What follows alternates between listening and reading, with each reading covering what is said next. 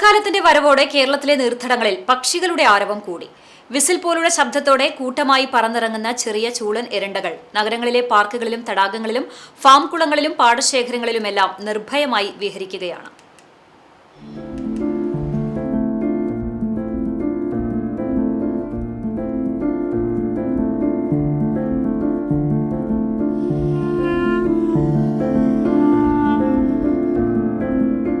കേരളത്തിൽ പക്ഷിവേട്ട മുൻകാലങ്ങളെ അപേക്ഷിച്ച് ഗണ്യമായി കുറഞ്ഞതാണ് ഈ പക്ഷികൾക്ക് മനുഷ്യ സാന്നിധ്യത്തിൽ കൂടുതൽ ആത്മവിശ്വാസം പകർന്നത്.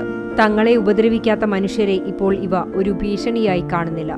ശാസ്ത്രീയമായി ഹാബിച്വേഷൻ എന്ന് വിളിക്കുന്ന പെരുമാറ്റമാറ്റം മനുഷ്യരുമായി ഇണങ്ങാൻ പക്ഷികൾ പഠിച്ചു തുടങ്ങിയെന്നതിന്റെ തെളിവാണ്. പലപ്പോഴും ഗ്രാമപ്രദേശങ്ങളിലെ ചതുപ്പുകളേക്കാൾ ഇവയ്ക്കിപ്പോൾ നഗരങ്ങളിലെ ജലാശയങ്ങളാണ് സുരക്ഷിതമായി തോന്നുന്നത്.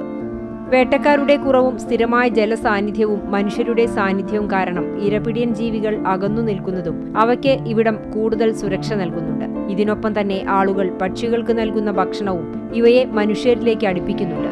അരിയും ധാന്യങ്ങളും മറ്റും നൽകുന്നത് പക്ഷികൾക്ക് ഭക്ഷണ ലഭ്യത വർദ്ധിപ്പിക്കുന്നുണ്ടെങ്കിലും ബ്രെഡ് പോലുള്ള കൃത്രിമ ഭക്ഷണങ്ങൾ പക്ഷികളുടെ ആരോഗ്യത്തെ ദോഷകരമായി ബാധിക്കുമെന്ന് വിദഗ്ധർ മുന്നറിയിപ്പ് നൽകുന്നുണ്ട്.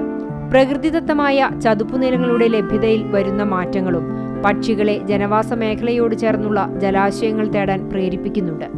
എങ്കിലും ഈ പക്ഷികൾ മനുഷ്യരെ സ്നേഹിക്കുന്നതുകൊണ്ടല്ല, മറിച്ച് മനുഷ്യ സാന്നിധ്യം തങ്ങൾക്ക് അപകടകരമല്ലെന്ന് അവ തിരിച്ചറിഞ്ഞതുകൊണ്ടാണ് ഈ അടുപ്പം സാധ്യമായതെന്ന് പക്ഷി നിരീക്ഷകർ പറയുന്നു.